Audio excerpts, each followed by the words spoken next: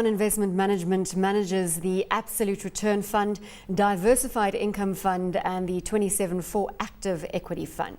Asief Mohamed, Chief Investment Officer at Aeon Investment Management, joins us from our Cape Town studios to share his views on how the volatility in China, Europe and the US impacts local and global investing. Thanks so much for joining us, Asief. Let's jump straight into the China story. Again, I'm going to refer to scenario planner Clem Sunter, who says that China is really going to be the difference between a hard time scenario for everybody across the board and a two-speed recovery. His ultraviolet scenario where emerging markets will stand head and shoulders above the developed environment. China, is that the game changer here for you? I think China is very important in our lives, especially in South Africa and also in the life of Australia, because we are mineral rich, we've got a lot of commodities and we export to China. So whatever happens in China is probably crucial to our development in South Africa in terms of economic development, in terms of economic growth. As we all know, indications are that China is slowing down, economic growth is slowing down from about 7.5%. It'll probably drop close to about 6, maybe even 5%, and that's still good economic growth. But we should also remember, we shouldn't forget about India. India is also there, and India is also growing relatively fast, and that should help economic growth. But the one thing we've got to do as South Africans is just not rely on China. We've got to look at alternative sources of exports, alternative industries where we can be a lot more competitive. So from a Clem Sunter perspective, I think he's right, we've got to worry about China, but I think the Chinese are also very determined to revive the economy, to make sure that the economy grows at a lot faster pace than it currently is doing. So I'm not too worried about it. I think the Chinese authorities will come to the party. They will keep interest rates low. They will loosen monetary policy just to get the economic growth going. And you mustn't forget that most of the developed world also, they're putting in a lot of effort. They're putting a lot of mechanisms in place to try and get economic growth, because they know if we stall, it's going to be bad for all of us all over the world. Hi, Asief, Warren here from Investors Monthly. I just wanted to ask you on the China question, just in terms of how the economy is now transforming from a investment-led economy to a consumption-led economy. What does that mean for commodities in the next 20 years? Is it going to be as positive for countries like South Africa and Australia as it has been over the last 10 years, or do you expect a moderation in the commodity cycle going forward? China has been a huge importer of our commodities, and it's largely because of the fixed investment spend. And what I'm talking here about is specifically construction, housing construction, building construction, infrastructure, where you use a lot of steel and you use a lot of cement and you use a lot of commodities and copper and stuff like that in that.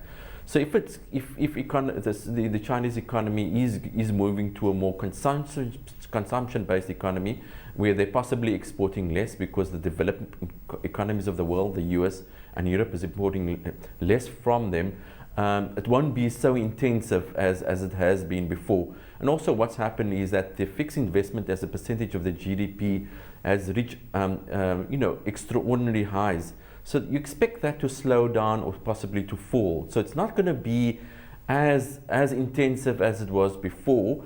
So generally, if you look at commodity prices from that perspective, if it stays at current levels, I think it's a very good scenario for South Africa and Australia. If it improves from current levels, that's even better. But I won't be surprised if in the near term, in the next 6 months to a year, for commodity prices fall a bit more.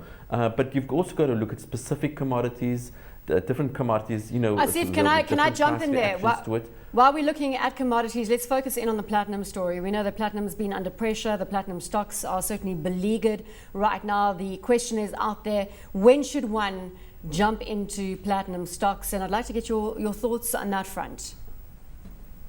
From our perspective, we're totally out of platinum stocks at the moment. You've seen for the last couple of days, they've been making 52-week lows every day, nearly every day.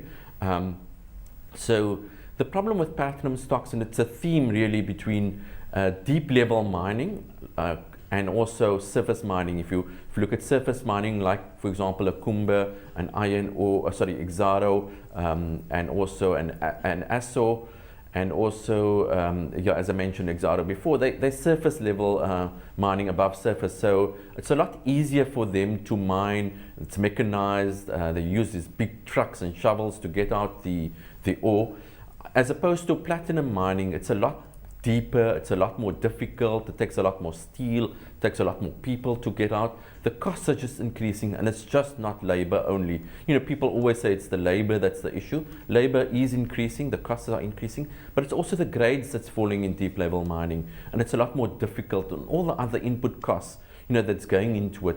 We shouldn't also forget, and you know, we all tend to blame labor. It's also, you know, corporate South Africa, and we're talking the mining, you know, management and directors. It's also earning extraordinary amounts of remuneration relative to what workers earn. So I think there's a lot of people that have to come to the party to get those costs down. Otherwise, we're going to lose a lot more jobs.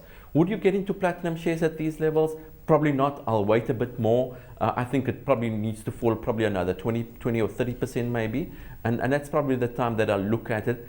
And also what you need to do is you need some more closures of uneconomic or unprofitable shafts, and there's about 10% of them that's unprofitable at the moment.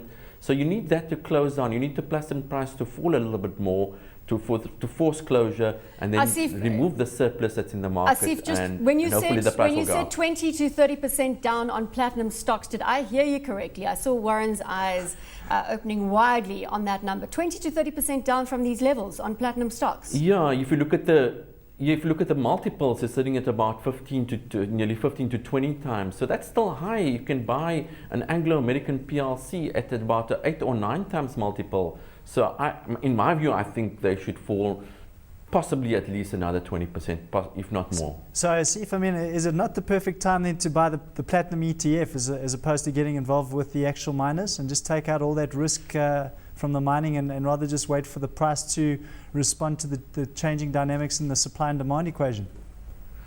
I would agree with you, because there's a lot of uncertainty in the platinum miners as such, because management, if you look at it, even in the gold shares, they're not really in control of the costs. Do you really want to be in a company where management and directors don't really control the inputs and also their selling price? So you're probably right. Maybe you should get exposure to the platinum, the PGM prices as such, so buy the ETF.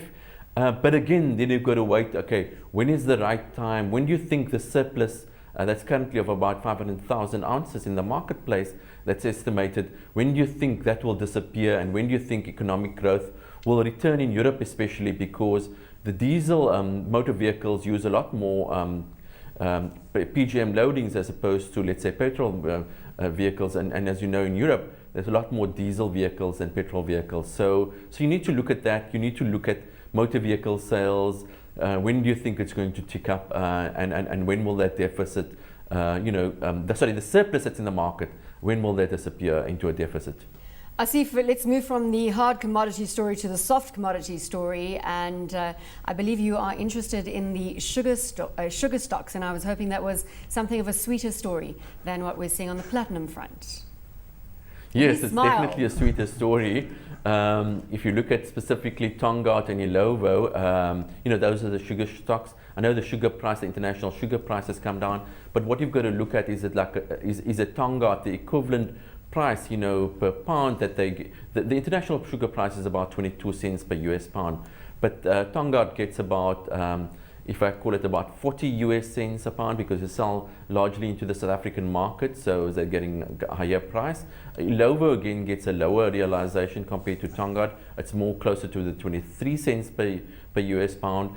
So from a growth, in terms of growth of sugar production, both in Ilovo and Tongaat are increasing sugar production. Tongaat specifically in Mozambique, and so they've got plans to increase the volume globally in terms of sales.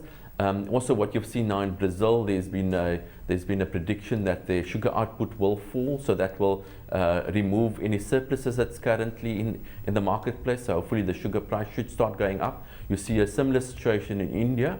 From a valuation perspective, Ilovo is in a 16 times multiple. It's slightly expensive. Tongaat is in a 10 times multiple or slightly lower than that. So I prefer Tongaat to Ilovo, and it's performed very well the last couple of months, although it's been lagging before then. So it's performed very well, and I think there's still a lot more potential going forward in Tongaat. On the other hand, at Ilovo, I think it's just fully priced. It's a bit too expensive, so I won't get into that at this point in time. A sweet story for Tongaat. Okay, Asief, just one question around the broader softer commodity story with agriculture. We obviously hear that it's going to be an industry that's going to be very exciting from an investment perspective in the next 20 years as the world struggles to try and feed the 2 billion or so mouths we expect to have. How does a fund manager, how do you get exposure to the broader softer commodity complex locally, or is it something that's quite a challenge for you at this point? Locally, it's very difficult to get exposure to soft commodities. The only company that's got a direct exposure is Crooks Brothers that I know of, but I haven't looked at it to see what it looks like in terms of valuation or anything like that. I'm not too sure whether there are any ETFs available specifically in terms of soft commodities. Africa seems to be a place where most of the other countries where they know that there's going to be a shortage of soft commodities, where they need to grow it themselves but they don't have the necessary climates, they seem to be buying a lot of fertile land in Africa to prepare for that potential shortage. I think people are aware of it, countries are aware of it, so you've seen for the last probably year or so soft commodity prices going up significantly. However, for the last 2 or 3 months it has been coming down. So it's not a big concern in the near term, but longer term it's something we need to worry about. But I'm not too sure where one would get exposure to it.